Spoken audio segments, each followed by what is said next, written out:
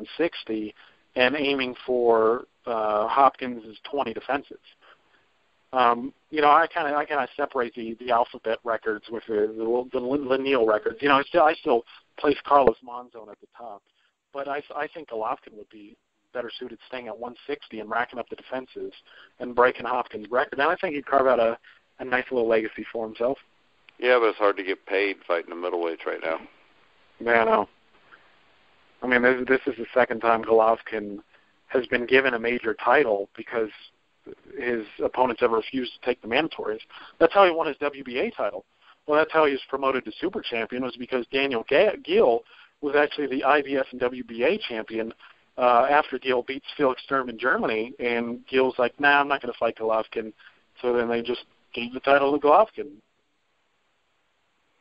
Well, unfortunately for boxing, it seems like this happens a lot. Right now, the fight everybody wants to see is Canelo Alvarez against Gennady Golovkin, and hopefully it's not a fight that we see 7 years from now, as some other fights have done. No, they need to get away from the Mayweather-Pacquiao school of economics. Yeah, and they just need to fight. Ali Frazier didn't wait 7 years, and that was a great fight. We saw what we got with Mayweather-Pacquiao. I still think Mayweather was waiting for Pacquiao to get a little bit older, though. Well, and he was. I mean, of course. I mean, you can't expect a guy who started off at, 106. I thought Pacquiao was at his best at 130, 135. Yeah. I was impressed with Pacquiao. The best I remember seeing him was David Diaz was a really good fighter.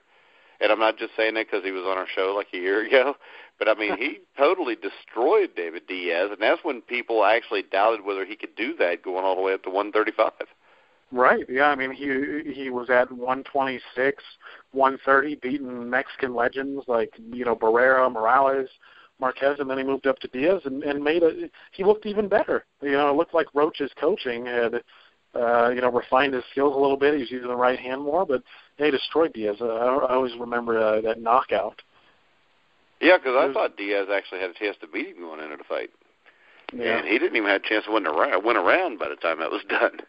No, lost every second of every fight. But, yeah, of course. I mean, the Mayweather-Pacquiao fight is just it's done a lot of harm for boxing. I mean, for you to wait 6 years, 5, 6 years, they should have fought in 2009. Yeah, you know what? If they wait 5 or 6 years and then they stand there and it turns into Ali Frazier 3, it doesn't hurt boxing. But when it turns out the way it was and then Pacquiao to claim he was injured after everybody pays $100 for a pay-per-view fight. Well, I mean, it was worse than that, actually. I mean, it seemed like hardly any average Joe was getting a ticket to that because so many celebrities and whatnot were requesting them. I heard from a media source that they treated the media like shit. I mean, they hardly gave any press credentials to anybody. They made people pay $100 for that fight. And then, of course, as you mentioned, the Pacquiao injury, but then, of course, the Mayweather IV situation on top of that as well. Mayweather's getting an IV, injecting himself with 750 milliliters of saline fluid into his veins the day before, and then getting a TUE 2 weeks, a month after the fight, and it's just a debacle, and it hurt pay-per-view numbers after that. Yeah, I mean nothing's done numbers after that, anyways. I don't think. No, I mean I knew regular guys who were when I was at work. They're like, hey, Pacquiao Mayweather, it's going to be a good fight, right? And I'm like, I didn't even pay for it, honestly. I didn't expect it to be a great fight. It went the way I saw it. But yeah, and the thing is, Golovkin, if he fights Alvarez, I think there's no way that can't be an exciting fight. Right.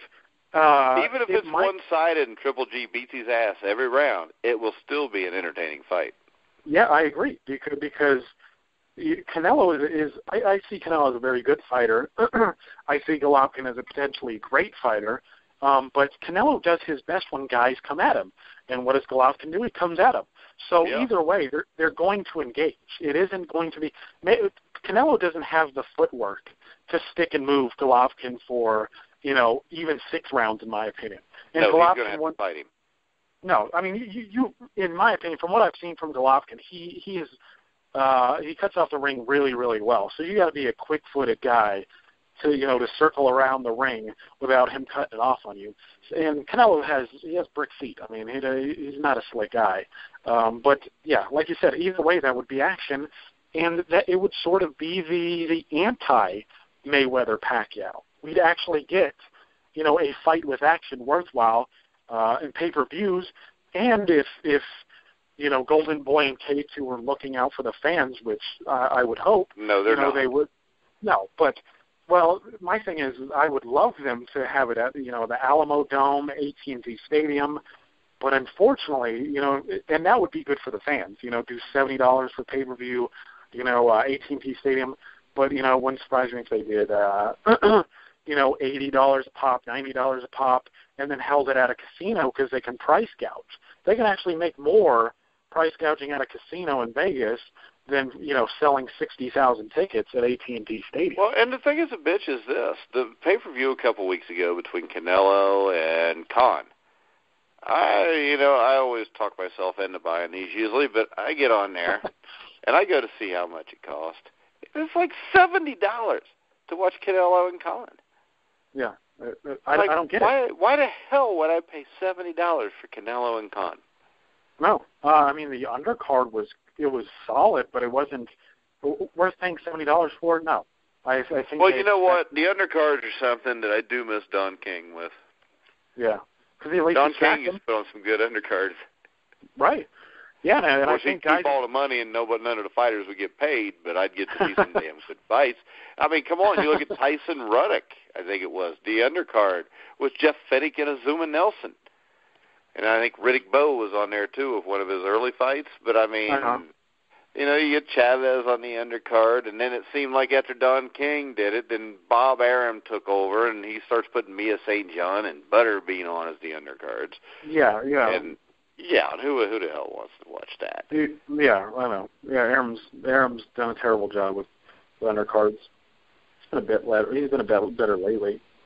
Yeah, they just pay the money to the top guys and then just say to hell with everything else. And I'm one of the guys that actually, if you put 3 really good fights on under Canelo and Khan, I'm still not going to pay $70. Let's face it, it's too damn much money. I paid $100 to see Pacquiao and Mayweather. Right. I got screwed. Everybody got screwed, especially when Pacquiao comes out and says he was injured. Yep. I should know that beforehand if I'm going to pay that money. Right. Well, if Pacquiao was really injured, they should have just postponed the fight. We're talking about a fight that's hundreds of millions of dollars in value, and you don't want to come in 100%. Hell, we'd already waited 7 years. What's another 6 months to a year? Yeah, they cheated us all. Luckily, I didn't pay for it, but they cheated people out of their money, and it was a cash grab. I can't remember any fight on that undercard except what was it, Vasil Lomachenko versus. Actually, if I remember right, I don't think the undercard was that bad. But see, the reason I bought it was this, and this is what really pissed me off about the fight. I bought it because my son and the 2 next-door neighbor kids come in, and this is before the undercard came on, and they wanted to get the fight.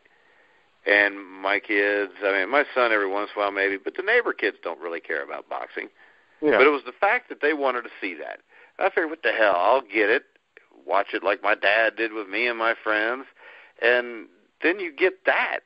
These kids by the 6th or 7th round are either asleep or have gone home. Yeah, it was bad. That's why it was bad for boxing, because a fight like that brings in a lot of people that don't normally watch boxing. And if you show them something special, they may want to come back and watch more, and even if those guys aren't fighting. But when you show them something that's crap like that, they don't want to see it again. Oh, yeah.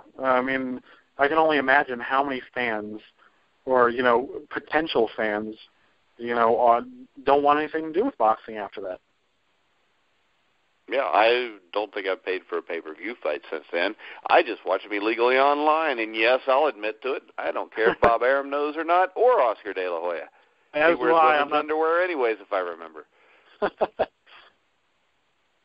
There goes getting Oscar De La Hoya. But, all right, we're going to wrap it up. Make sure you check us out at www.thegruelingtruth.net for all of our articles, shows, podcasts, boxing, football, baseball, a little bit of everything. Today we had former Cincinnati Bengal legend Ken Anderson on. Also had the Atlanta Braves catcher Tyler Flowers on to talk about his new catcher's mask that has revolutionized the way catchers play baseball now. Tomorrow night we'll have me and Aaron Zepnick on Sports World, where we'll have the Franchise. It's a new indoor football league team that is actually going to be funded, and somehow the fans are going to call the plays also. So we'll check that out, see what they get to say there. Also tomorrow, Jeff Severson, who was a safety for the Washington Redskins in Super Bowl VII, also was a major player in North Dallas 40 and The Best of Times, 2 football movies, late 70s, early 80s. He'll be on the air with us. I want to remind everybody we are now on iHeartRadio. We are on iTunes, Google Music, Spreaker, Stitcher, TuneIn. Now we literally are on every place where you can find sports podcasts. Jeremiah, you got any final words? No, not really, I guess. Well, I'll mention this. Remember we had Jeff Horn on last week? Yeah. And Jeff actually, he sent me a message, thanking us for the interview. And his father contacted me via email again, and he was asking, he appreciated the exposure to American audiences, and he said if somehow I could help him get further exposure to the U.S. audience, he would like me to help him out.